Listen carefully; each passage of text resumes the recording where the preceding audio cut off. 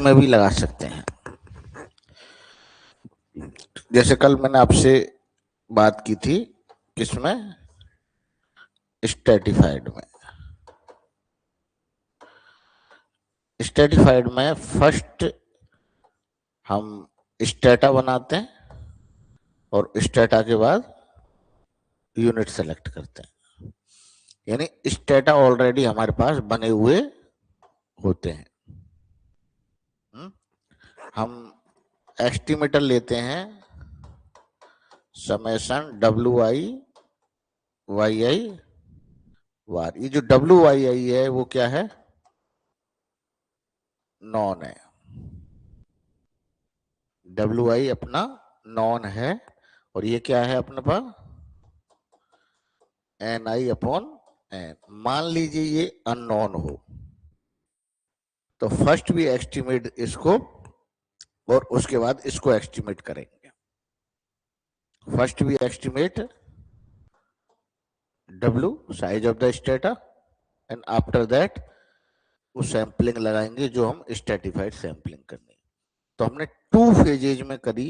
पहले फेजेज में ये एस्टिमेट किया और सेकंड फेज में ये किया। हम एक कई बार ऐसा करते हैं, बड़ा सैंपल निकालते हैं उससे तो ये निकालते हैं और उसी का एक पार्ट लेते हैं उससे ये कैलकुलेट करते हैं। बड़ा सैंपल से ये और उसी का सब सैंपल लेके इसको ये करते हैं। इस सब सैंपलिंग भी बोलते हैं इसको, है ना। कौन सी सैंपलिंग को, 2 फेज सैंपलिंग। तो हेडिंग डालिए 2 फेज सैंपलिंग, डबल सैंपलिंग और 2 फेज सैंपलिंग। डबल सैंपलिंग और 2 phase sampling.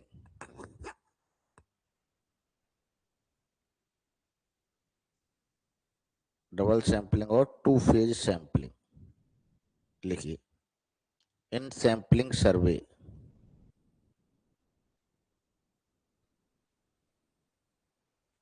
Auxiliary information x, auxiliary variable, auxiliary variable x, auxiliary variable x information are used to, auxiliary variable x information are used to increase the efficiency of the estimator. Increase the efficiency of estimator. When the information of auxiliary variable is not known. When the information of auxiliary variable is not known.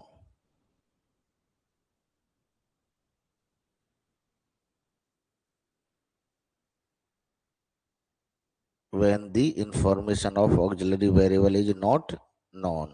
And it is cheaper to obtain information on X. It is cheaper to obtain information on X. It is cheaper to obtain the information. It is cheaper to obtain information on X. First, we take a large sample. First, we take a large sample to estimate X. To estimate X. And then take a small sample. Then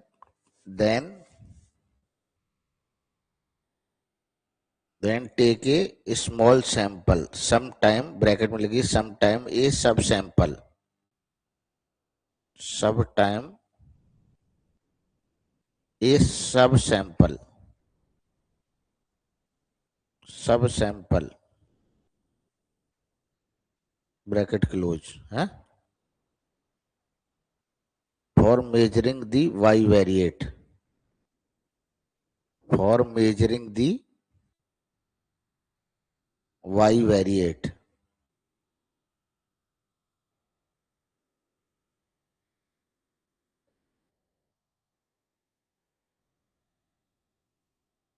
the character of interest for estimation,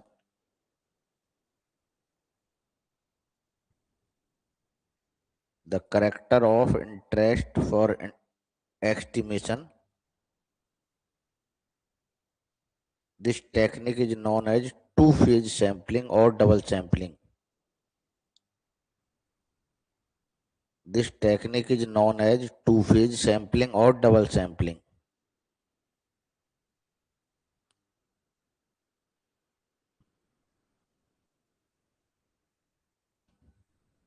When the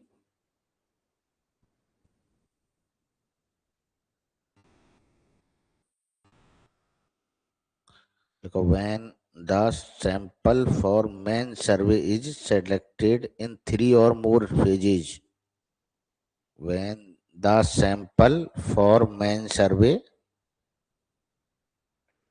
main sampling, when the sample of main survey, when the sample of main survey is selected in three or more phases,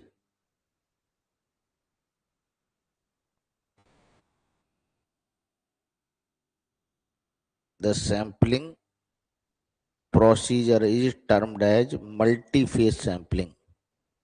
Sampling procedure is termed as multi-phase sampling.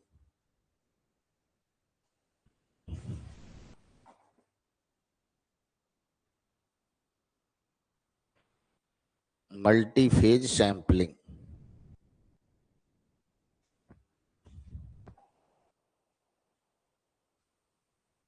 एक लिखिए difference between multiphase and multi stage sampling. Difference between multiphase and multi stage sampling.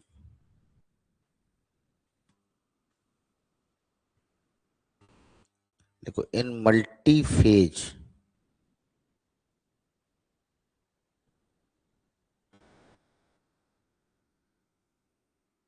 देखो in multiphase sampling it is necessary to have a complete sampling frame of the units.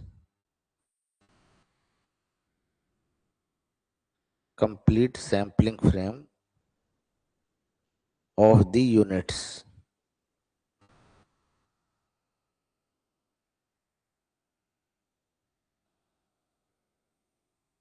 Whereas in multi-stage sampling,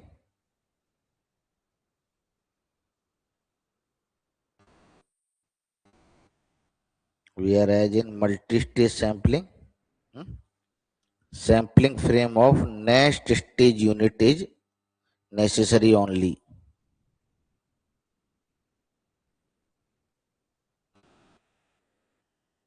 Whereas in multi-stage sampling, a sampling frame of the next stage units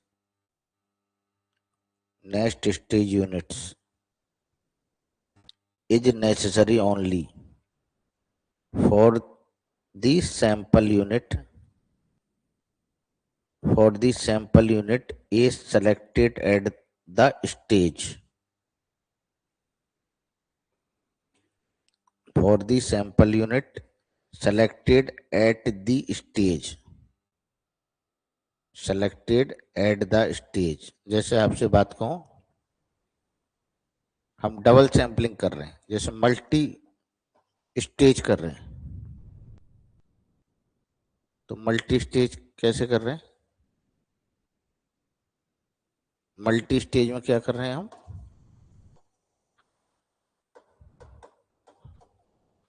जैसे मैंने आपसे कहा एक पूरे India में सर्वे कराया या हमने राजस्थान में सर्वे कराया, तो हमने मान लीजिए फर्स्ट स्टेज में डिस्ट्रिक्ट सेलेक्ट कर ली, राजस्थान में ही करा रहा हूं. फिर क्या किया? ब्लॉक किया. ब्लॉक के बाद मान लीजिए ग्राम पंचायत की, ग्राम पंचायत के बाद विलेज किया, विलेज के बाद मान लीजिए हाउस होल्ड की,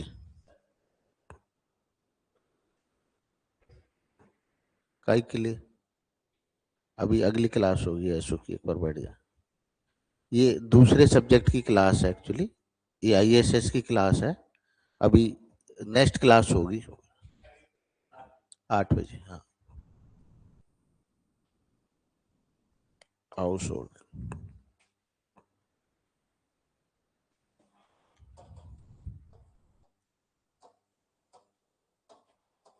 ये हमारी 5 स्टेजेज है। हमें विलेज में से हाउस होल्ड सेलेक्ट करने हैं। क्या सेलेक्ट करने हैं? House hold. सबसे पहले डिस्ट्रिक्ट सेलेक्ट करेंगे, डिस्ट्रिक्ट में ब्लॉक, ब्लॉक में ग्राम पंचायत, ग्राम पंचायत में से गांव, और गांव में से मान लीजिए लोग सेलेक्ट करने हैं मुझे। ठीक है, तो मुझे कहाँ का सैंपलिंग फ्रेम अवेलेबल होना चाहिए? पॉसिबल ही नहीं है, इसमें सैंपलिंग फ्रेम अवेलेबल ही नहीं होता। तो हमें गांव का सैंपलिंग फ्रेम अवेलेबल होना चाहिए, जब हाउस होल्ड निकाल सकते हैं उसमें से। हमें क्या करना है? नेक्स्ट स्टेज बोलते हैं, या इसको बोलते हैं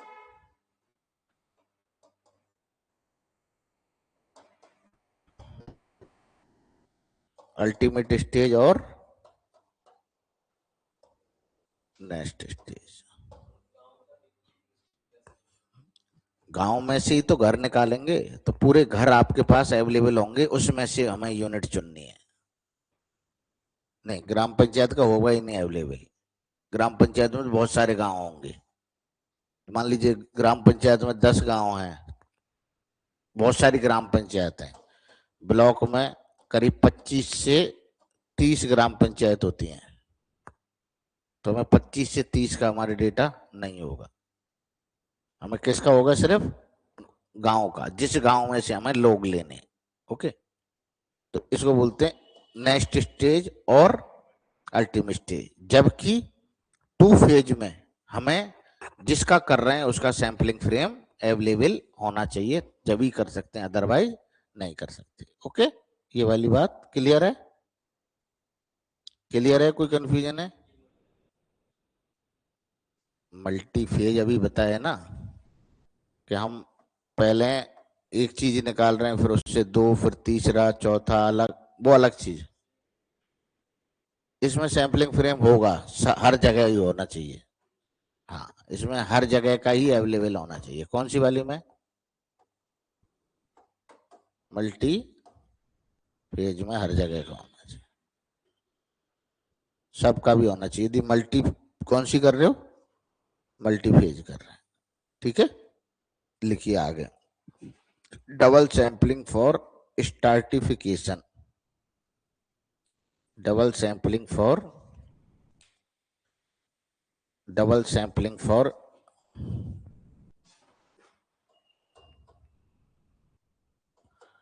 double sampling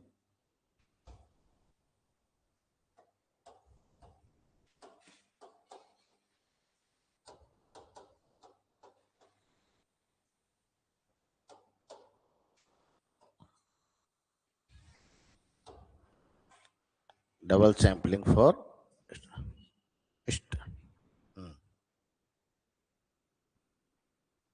in stratified sampling, in stratified sampling we divide the population into k strata, k homogeneous strata, we divide the population k homogeneous strata, we, we divide the population into k homogeneous strata, we use the strata weight, we use the strata weight to obtain the unbiased estimator of for mean। Correct है क्या?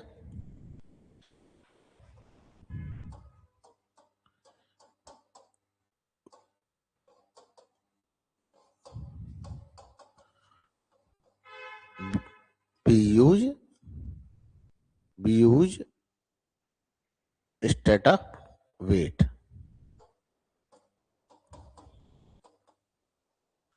Strata weight, we use the strata wait.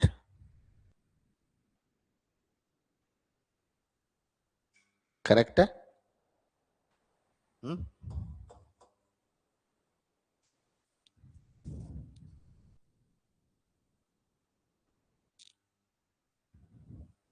If these, लिखो, if डब्ल्यू i, क्या है? डब्ल्यू i are unknown,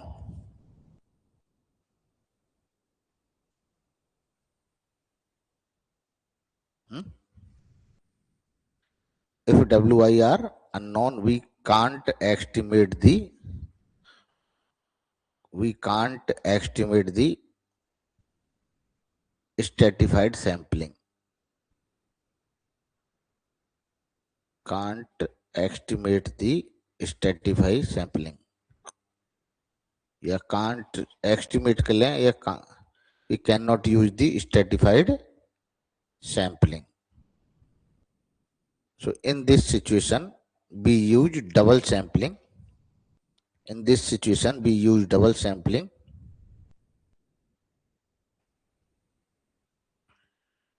In this situation we use double sampling.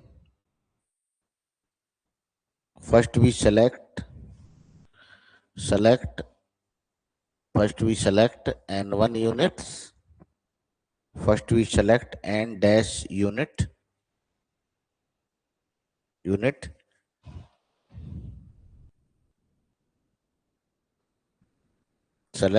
First we select N dash unit by using SRS WOR and estimate the WI. इनको use करें और क्या करें? एस्टिमेट द WI को यूज करें।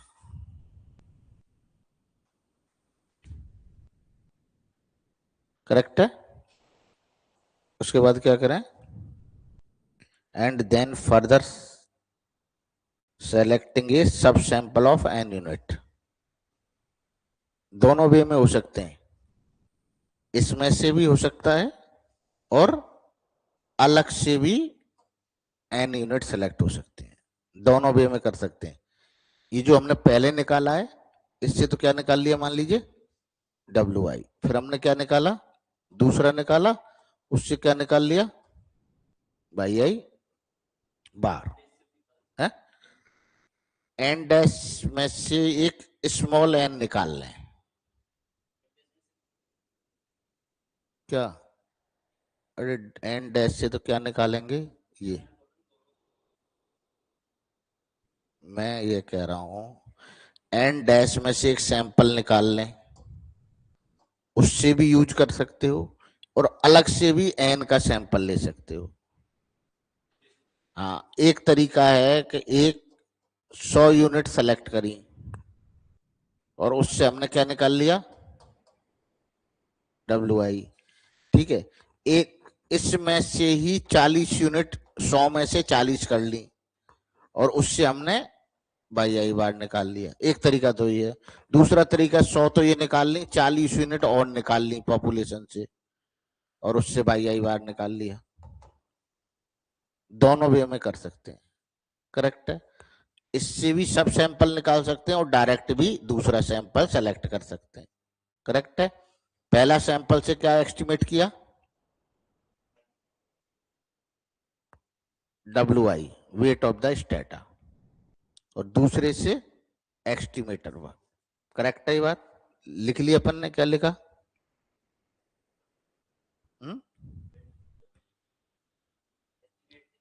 and further select a subsample of n unit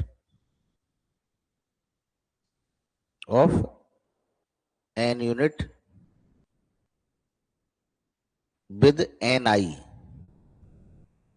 with ni, small ni, unit from the ith stratum, ni unit from the ith stratum.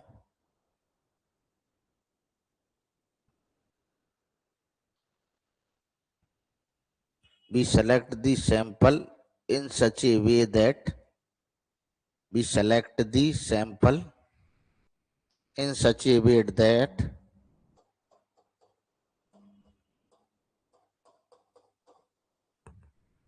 we select the sample such a that sum of the ni is equal to क्या होना चाहिए n.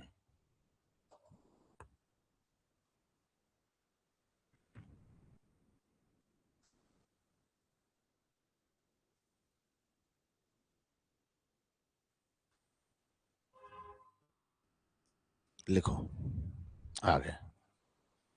तो हमने first में क्या select किया, late, पहला क्या ले रहे हैं हम, WI। WI क्या है, basically NI upon N,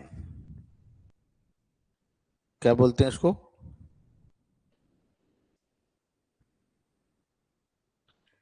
weight of the I strata. कैसा है ये, वेट ऑफ ith स्टेटा। ये कैसा है, अननोन है बट, ठीक है। इसको साइज और वेट में अंतर नहीं है, कैसे बताया, वेट ही है, साइज का मतलब तो NI है, साइज का मतलब तो NI है, वेट का मतलब WI है। एक इसको मैंने एस्टिमेट किया, लिखे NI dash upon N dash, NI dash upon N dash, कौन से वाले सैंपल से निकाला ये,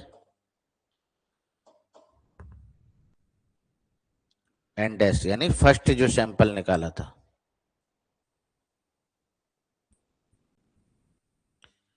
देखो be the proportion of first sample, be the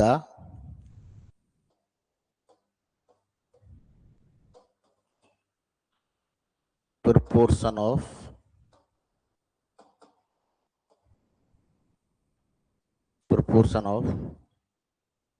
first sample।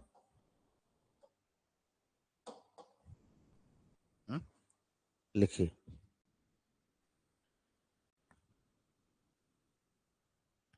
Estimator क्या लिखोगे, एक बार लिखो एस्टिमेटर, YSTD, डी का मतलब, ST का मतलब स्ट्रेटिफाइड में कौन सी सैंपलिंग लगा रहे हैं, डबल, स्ट्रेटिफाइड में डबल। लिखिए क्या हो जाएगा एस्टिमेटर,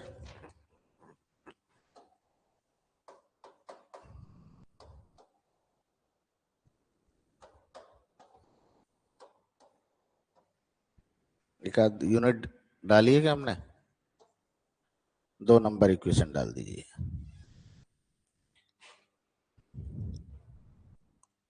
अभी हम चेक करें कि ये अनवाइज्ड है या नहीं, तो लिखिए YSTD वार, 2 फेजेज में हुआ, E1 एंड E2, सही है क्या, कैसे हुआ, E1 and E2, E1 E2 summation I goes to 1 to K WI YI bar upon WI। इसका क्या मतलब है, हम सेकंड में निकाल रहे हैं जब हमें पहली स्टेज में क्या गिवन है, WI गिवन है, हाँ, अपॉन का मतलब गिवन ही बोलते हैं, कंडीशनल में क्या बोलते हैं, गिवन। ये दिया हुआ है कि ये क्या है, WI फर्स्ट स्टेज में निकाला हुआ है, तो हम सेकंड स्टेज में ये निकाल रहे हैं। लिखो ये किसके बराबर है फर्स्ट स्टेज का साइड में? ये डब्ल्यू आई के बराबर है। ई टू वाई आई वार, जब डब्ल्यू आई गिवन है तो ये वाई आई वार के इक्वल है। ये लिख लीजिए साइड में, नोट करिए। फर्स्ट स्टेज हमारी, एक बार कोई जुड़ जाइए, ऐप पे जुड़ जाइए।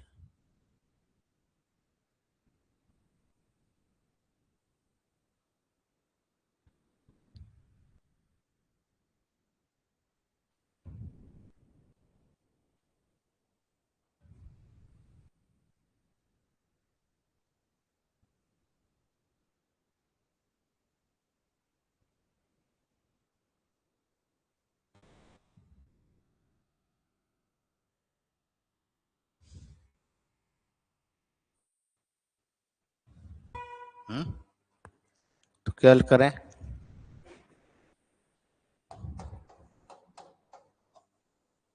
ऐसे कर दें इसको,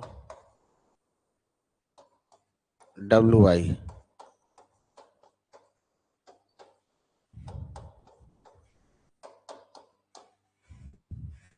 क्योंकि डब्ल्यू आई तो नॉन है सेकंड स्टेज के लिए।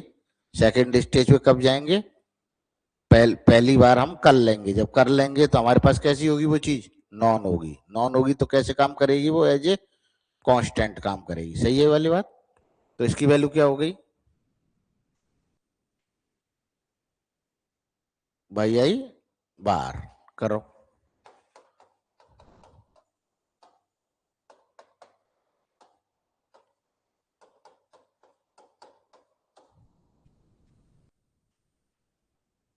करेक्ट है बात? अब क्या करेंगे हम? I goes to 1 to k W I Y I bar. इसको क्या लिख लूं मैं? I goes to 1 to k W I Y I bar. ये किसके बराबर है? वाई वार के बराबर।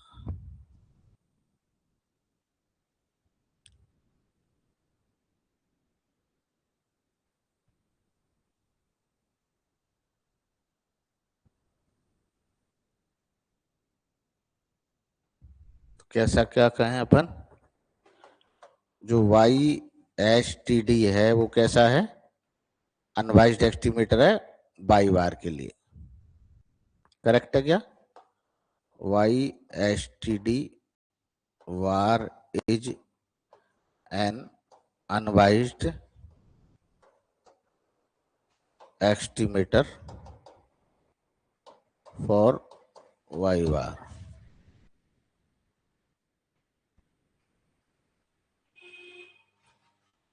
करेक्ट। वेरिएंस निकालते हैं इसका। हेडिंग डालो वेरिएंस ऑफ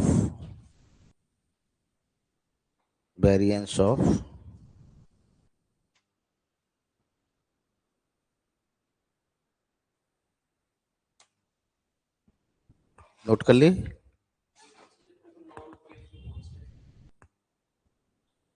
अनुमानित किसको करोगे आप? जो चीज हमें पता नहीं है। चाहे फ्यूचर में जो चीज आपको पता ही होनी है उसके बारे में सोचोगे बार बार। किसके बारे में होगी? जो अननोन होगी उसके बारे में ही अनुमान लगाया जाता है। इन जनरल भी थ्योरी है। हाँ, लिखो variance.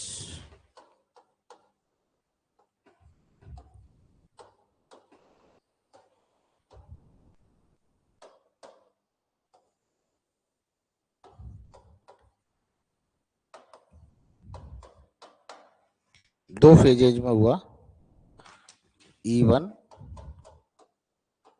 V2 y S T d bar plus B1 E2 y S T d बार।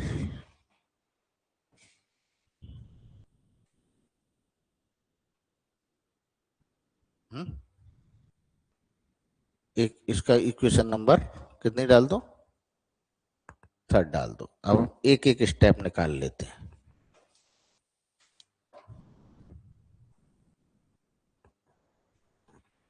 पहली स्टेप है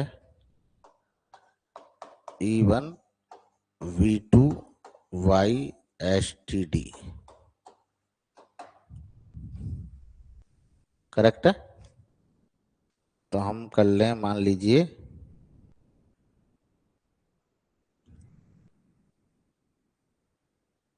कैसे कर लें क्या, E1 V2 I goes to 1 to K WI YI बार।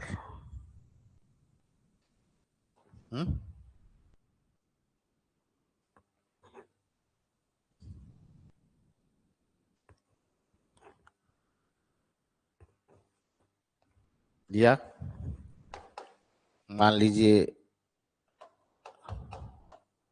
इसमें से बाहर निकालें तो I goes to 1 to K V2 है WI YI bar upon WI।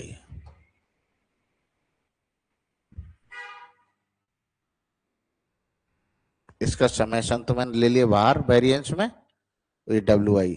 यदि हम यहाँ देखें तो WI B2 में कैसा काम करेगा, कांस्टेंट या वेरिएबल?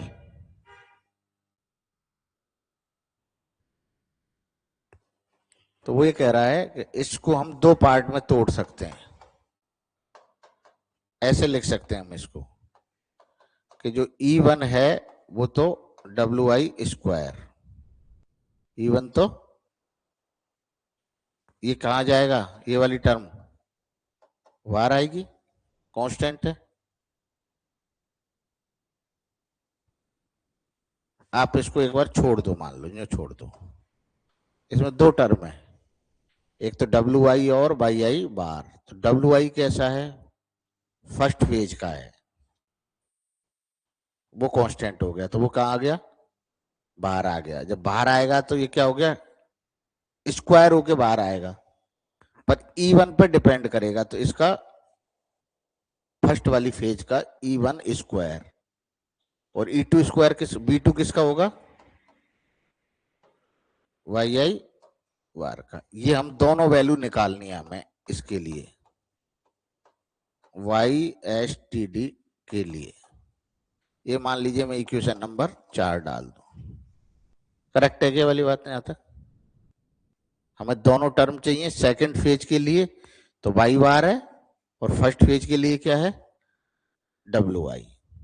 ओके, इसको जब मैं बाहर निकालूंगा तो E1 है, तो E1 के लिए क्या हो जाएगा, WI स्क्वायर। अब हम इसमें से दो टर्म निकालें। पहले में लिखो, लेट अस कंसीडर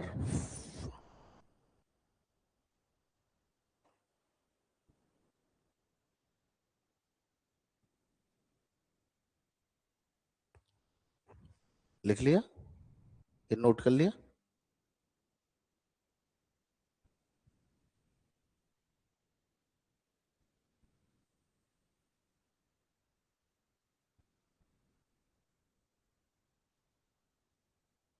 नहीं है बस, समझ भाई अजय। हाँ हाँ, किसका, ये मान लीजिए या W2 WI YI बार होता, तो आप क्या करते इसको, WI स्क्वायर वेरिएंस ऑफ। अब WI किसके आगे है, WI के आगे क्या है, एक्सपेक्टेशन। इसको मैंने एक्सपेक्टेशन लगा दिया। क्यों लगाया, क्योंकि ये फर्स्ट फेज का है। मान लो ये यहाँ E नहीं होता तो WI स्क्वायर होके बाहर आ जाता है। ये दोनों अलग अलग चीज है ना, ये फर्स्ट फेज का है, ये सेकंड फेज का है। B2 किसका है, सेकंड। ये WI इसके लिए कांस्टेंट है, इसके लिए ये कांस्टेंट है, ये जो वैल्यू है सेकंड फेज वाली ये कांस्टेंट है इसके लिए, इसीलिए हमने अलग अलग कर दिया। B2 के लिए ये वाली एक्सपेक्टेशन कांस्टेंट है इसलिए लिया। अब इस वाले में हम दो टर्म हो गए, इनको अलग अलग निकाल रहे हैं और फिर हम ये वैल्यू अलग है। यदि हम इसकी वैल्यू निकालें तो क्या होगी, इसकी वैल्यू होगी WI YI war.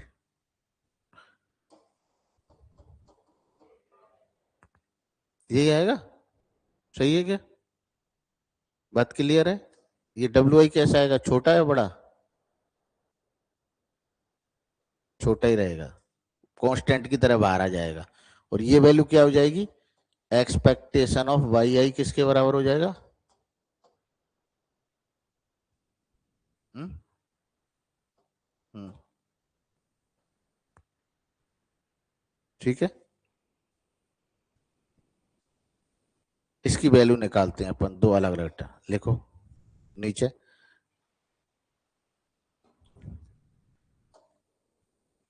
Let us consider that EWI किसके बराबर है, मान लीजिए है कैपिटल है, एंड वेरिएंस ऑफ WI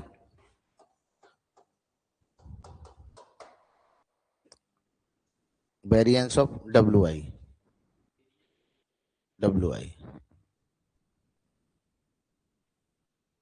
एक अलग टर्म होगी,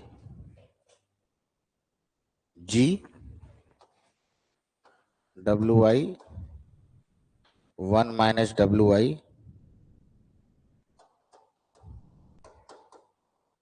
अपॉन N डैश है। हाँ B2 होता तो कांस्टेंट होता, फर्स्ट फेज का ही वेरिएंस लें। हमें किसकी वैल्यू चाहिए, अपन ने पढ़ा कि यदि मैं वेरिएंस ऑफ WI लिखूं तो किसके बराबर होगा,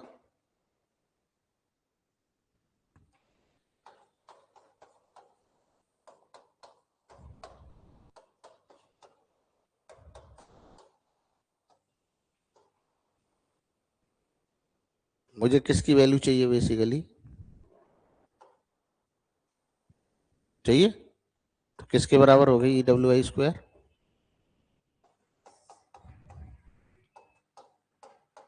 वेरिएंस ऑफ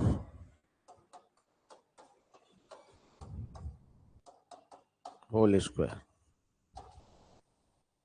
करेक्ट। ये किसके बराबर हो गया,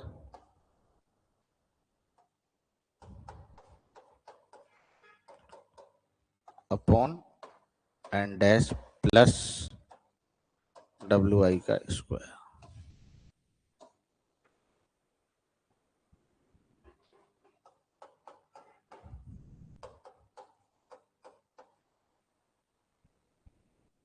करेक्ट है।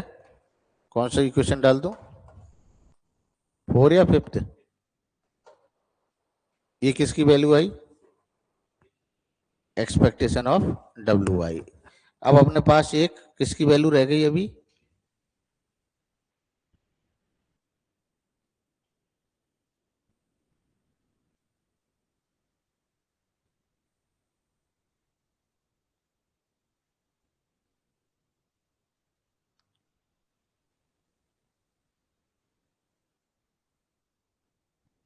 लिखो वेरिएंस ऑफ YI किसके इक्वल हो गया, 1 minus FI SI square upon NI। ith strata का वेरिएंस है और स्टेटा का वेरिएंस किससे निकाल रहे हैं, SRS WOR से निकाल रहे हैं, तो ये वैल्यू हो जाएगी, ये 6 हो गया, ये 6 हो गया।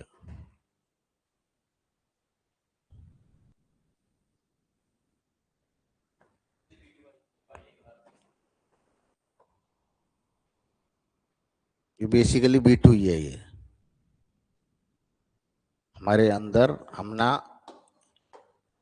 इसमें से पहले डब्ल्यू आई निकाला, फिर इसके अंदर जो हमने एन आई निकाला, एन आई से क्या निकाला, ये निकाला। ये कैसे निकाला, S R S W R से, और S R S W R का वेरिएंस क्या होगा, 1 - F S square, 1 - f/n S I square, या 1/ni-1/n लिखना चाहे तो क्या लिखेंगे, एस आई स्क्वायर। या एन कितना है, इसमें से ये निकाला है ना। ये वाली वैल्यू किसकी हो गई, ये निकाल दी, ये लिख दिया हमने, ये लिख दी, ये आ जाएगा, यही आ जाएगा है। S R S W R है, वही है V2 वेरिएंस, स्टेटा के अंदर का वेरिएंस। तो अंदर तो क्या है, हर स्टेटा निकाल रहे हैं हम, है, तो वो वेरिएंस है। अब क्या टर्म रह गई, एक ये टर्म और रह गई अब, B1 X2, लिख लो, लिखो, ये क्या हो जाएगी, ये यहां तक नोट कर लिया। अगला करो, E2 क्या, E1 V2 YSTD, यही निकाल रहे थे ना, या उल्टा निकाल रहे, ये निकाल रहे थे, B1 E2 YSTD।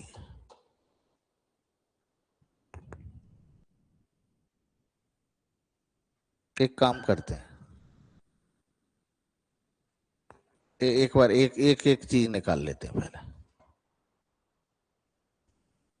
अभी हमारे पास ये वैल्यू है, इसकी फाइनल वैल्यू लिख देते हैं। इसकी फाइनल वैल्यू क्या होगी,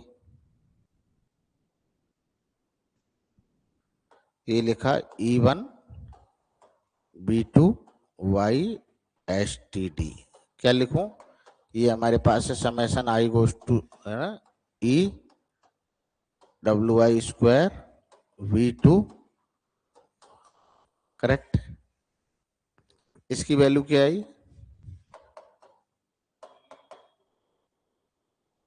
क्या वैल्यू आई, GWI and dash, GWI and dash WI² और 1 - fi/ni SI²। इसको इक्वेशन डाल दीजिए अगली, कौन सी डालो, 7।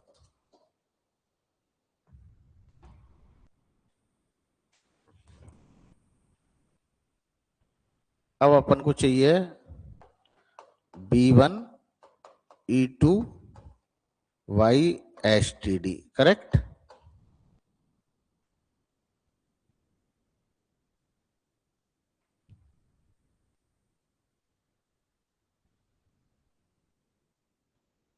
B1 E2 YSTD,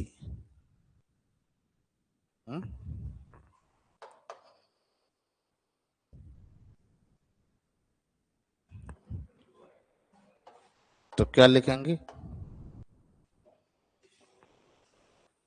expectation of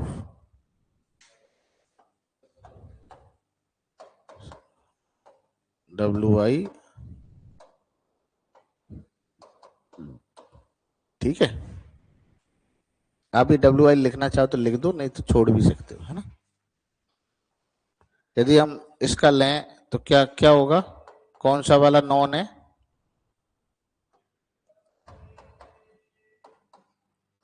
WI तो बाहर आ गया, और इसको YI बार, ऐसे लिख दें, सही है। क्योंकि E2 YI बार WI किसके बराबर है? YI बार। इसकी वेरिएंस की वैल्यू लिखिए, इसका जो वेरिएंस आया है, ये अब इसका वेरिएंस आएगा, इस टर्म का वेरिएंस आएगा ना अब। क्यों? फर्स्ट फर्स्ट स्टेज में कांस्टेंट थोड़ी है, फर्स्ट स्टेज में कांस्टेंट नहीं है ना। हाँ, इसकी वेरिएंस की वैल्यू लिखिए।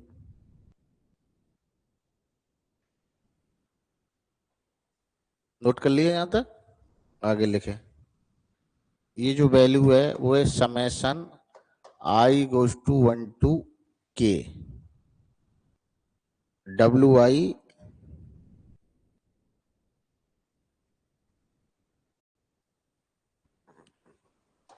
GWI 1 minus WI and dash YI bar. GWI 1 minus WI and dash upon Y bar minus I goes to 1 to K and I is not equal to I dash K G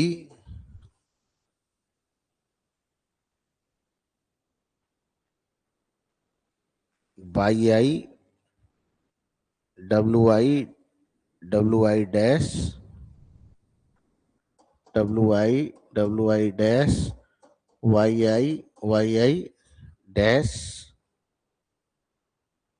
बार, ये dash upon and dash. ये actually क्या है कि ये derived formula ही है, ये formula है, ये किसकी वैल्यू लिख रहे हैं हम? वेरिएंस ऑफ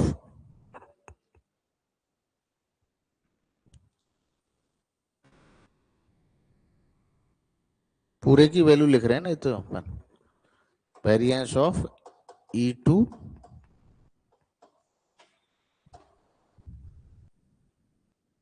या इसको अपन ऐसे लिख सकते हैं, इसको अपन लिख सकते हैं I goes to 1 to K GWI G upon n dash है ना, WI 1 minus WI YI bar, और इसको लिख सकते हैं G upon N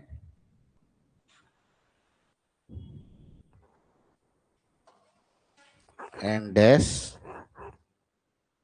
summation WI YI bar का स्क्वायर, और इसको लिखा मैंने WI स्क्वायर YI।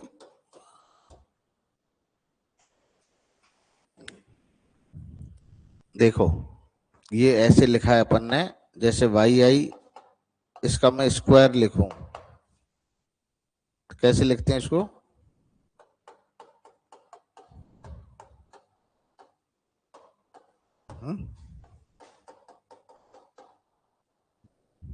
लिखते हैं, सही है क्या बात? अब मैं कहूं आपसे इसकी वैल्यू लिखनी है मुझे, ये नॉट इक्वल टू लिख दूं मान लीजिए, तो ये 2 हट जाएगा है ना, this minus this, this minus this, तो दिस माइनस दिस वैसे ही किया अपन। इस पूरे टर्म को WI WJ किया है ना, ये दोनों तो बाहर ले लिए, तो इस वाले पावर को इसको लिख दिया अपन ने सॉल्व करके finally G upon n dash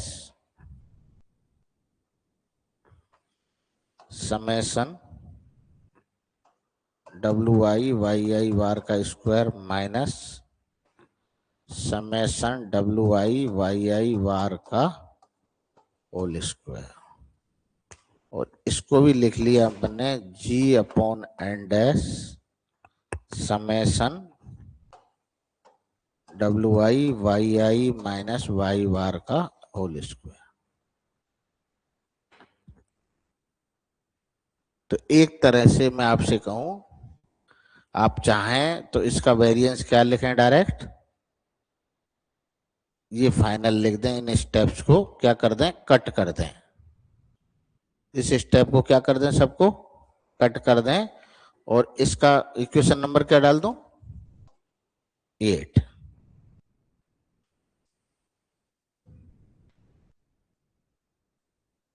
ठीक है, सीधा कट करें, फाइनली ये वैल्यू लिखें। इतना, ये तो स्टेप्स आपको थोड़ा सा बताने के लिए, मैं डायरेक्ट लिख देता तो फिर लगता कि यार कहाँ से आए। इसको जब हम सॉल्व करेंगे तो ये वैल्यू आएगी, तो हमें ये याद रखनी है। हमें क्या चाहिए,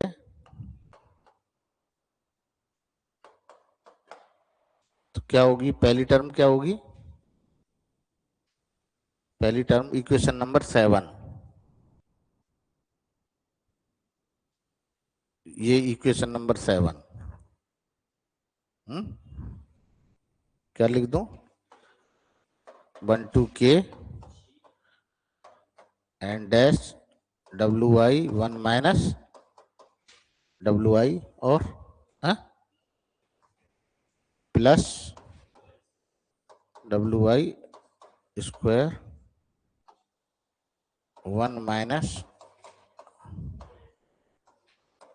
NI SI स्क्वायर प्लस ये term G n dash summation WI minus Y bar का, ये आपका वेरिएंस है।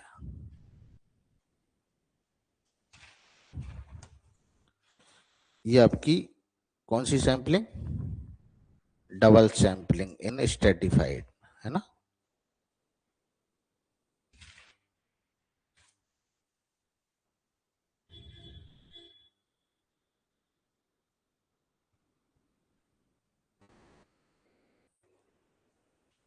कहाँ पे,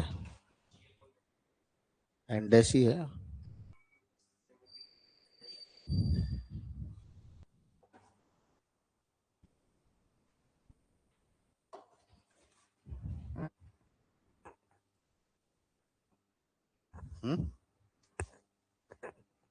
कल आपसे डिस्कस करते हैं PPS सैंपलिंग। कौन सी, PPS।